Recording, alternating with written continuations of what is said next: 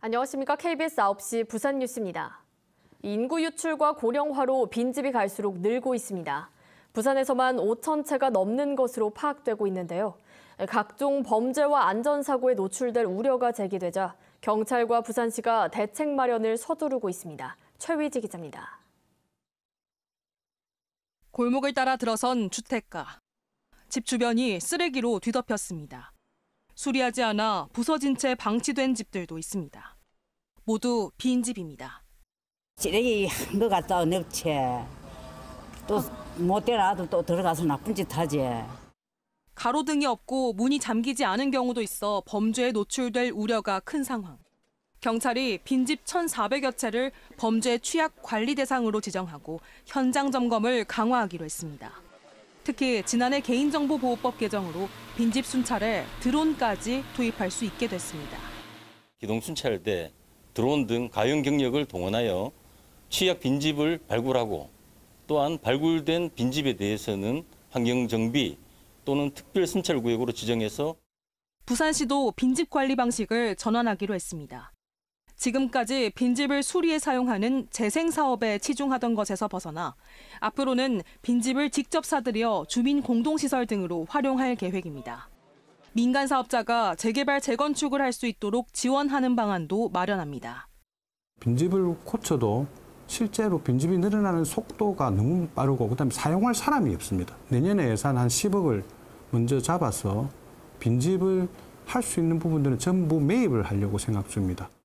부산시는 또 빈집세 부과 등의 내용이 담긴 법령 개정을 정부와 국회에 건의할 계획입니다. KBS 뉴스 최위지입니다. 부산 최초의 불황인 시설인 영화숙 재생원에 대해 처음으로 유해 발굴 조사가 이루어질 가능성이 높아졌습니다. 현장 조사를 마친 과거사정리위원회가 유해 발굴의 필요성에 무게를 두고 조사를 진행하고 있습니다. 당시 시신이 안매장된 것으로 보이는 현장을 김영록 기자가 취재했습니다. 부산 최초의 불황인 시설인 영화숙과 재생원. 1951년부터 1976년까지 무자비한 폭력이 자행된 이곳에서 수많은 원생들이 목숨을 잃었습니다.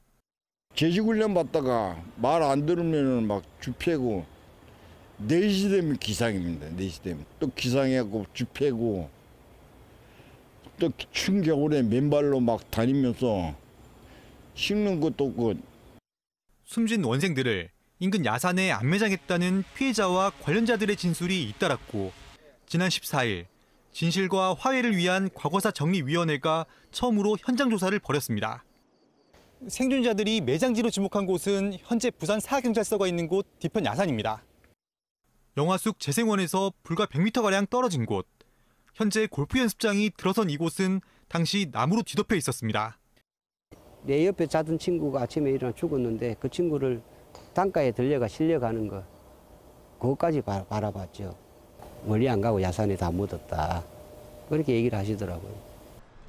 지난해 8월 직권조사를 시작한 과거사 정리위원회가 160여 명의 진술을 분석한 결과 매장 위치나 방법이 일치해 신빙성이 높은 것으로 나타났습니다. 위원회는 현장 조사 결과를 바탕으로 오는 12월 발표될 진상규명 결정서에 부산시를 상대로 유해 발굴 공고 여부를 결정할 계획이라고 밝혔습니다. 만약 실제 발굴이 진행되면 부산에서는 불황자 시설에 대한 첫 피해자 유해 발굴이 될 것으로 보입니다. KBS 뉴스 김영록입니다. 부산 금정구청장을 뽑는 보궐선거 투표가 마무리돼 이 시각 현재 금정체육공원 실내체육관에서 개표 작업이 순조롭게 진행되고 있습니다. 앞서 오후 8시까지 진행한 금정구 보궐선거 최종 투표율은 지난 지방선거 때보다 4%포인트 정도 낮은 47.2%로 집계됐습니다. 여야가 최대 격전지로 꼽으며 맞대결로 치러진 금정구청장 보궐선거 당선인 윤곽은 오늘 밤늦게 드러날 것으로 보입니다. 교사들이 수업에만 집중할 수 있도록 부산시 교육청이 전국 최초로 학교 행정전담본부를 설치했는데요. 수학여행에서 학교 인력 채용까지 맡으면서 교사들의 만족도가 높습니다. 장성길 기자입니다.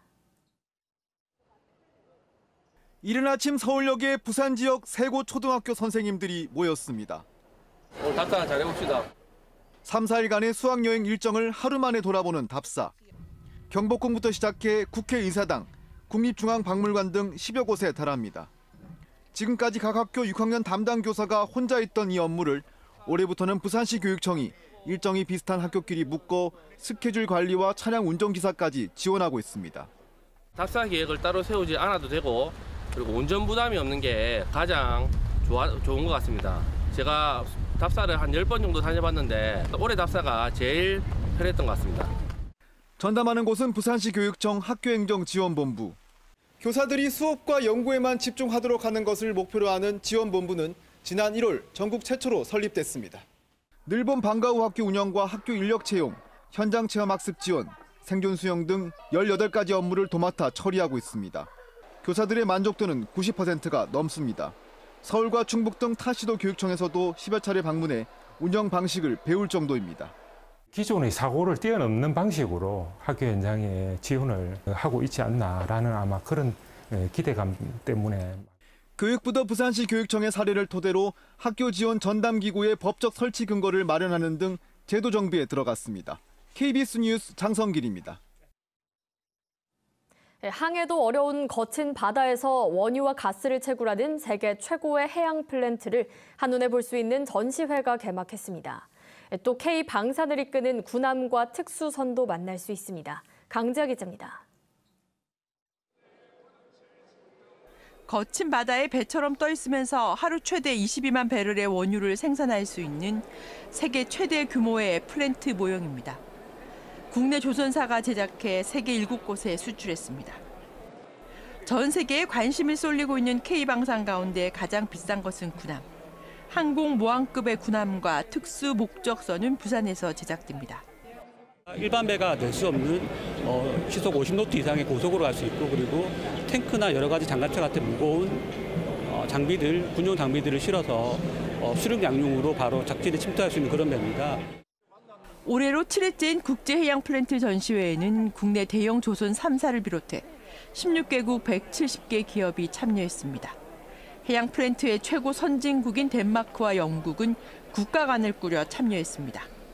해양 플랜트 분야도 최고의 화두는 탄소 저감과 친환경, 그리고 스마트화입니다. 그런 점에서 국내 기자재 기업에는 좋은 기회입니다. 친환경 선박, 스마트 선박은 기자재가 친환경화되고 스마트화돼야 가능하기 때문이죠. 그래서 해외 바이어들과 함께 그 네트워킹 구축하고 그다음에 글로벌 시장 진출에 굉장히 도움이 될 거라고 생각합니다. 또 글로벌 바이어 32개 기업이 참여하는 수출 상담회도 열려 부산은 물론 국내 조선 기자재 기업들의 해외 진출에 마중물이 될 것으로 기대됩니다. KBS 뉴스 강지아입니다. 제45주년 부마 민주항쟁 기념식이 오늘 오전 부산시청에서 거행됐습니다. 올해 기념식에는 이상민 행정안전부 장관을 비롯해 부마 민주항쟁 관련 단체와 시민사회 등 600여 명이 참석해 부마의 불꽃 시대를 너머를 주제로 민주화 운동의 역사적 의미를 되새겼습니다. 이상민 장관은 우리 마음속에 살아 숨쉬는 부마 민주항쟁의 가치를 미래 세대에게 온전히 물려줄 수 있도록 노력하겠다고 말했습니다.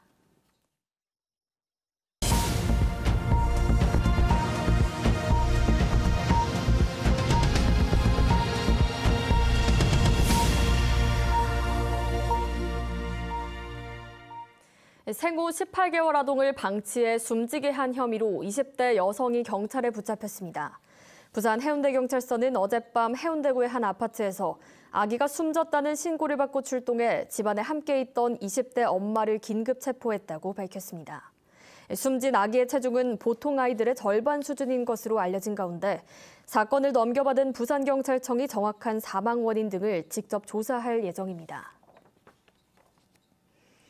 부산지검 여성아동범죄조사부는 텔레그램에서 지인 능욕방을 운영하며 딥페이크 합성물을 만들어 유포한 혐의 등으로 20대 남성을 구속 기소했습니다.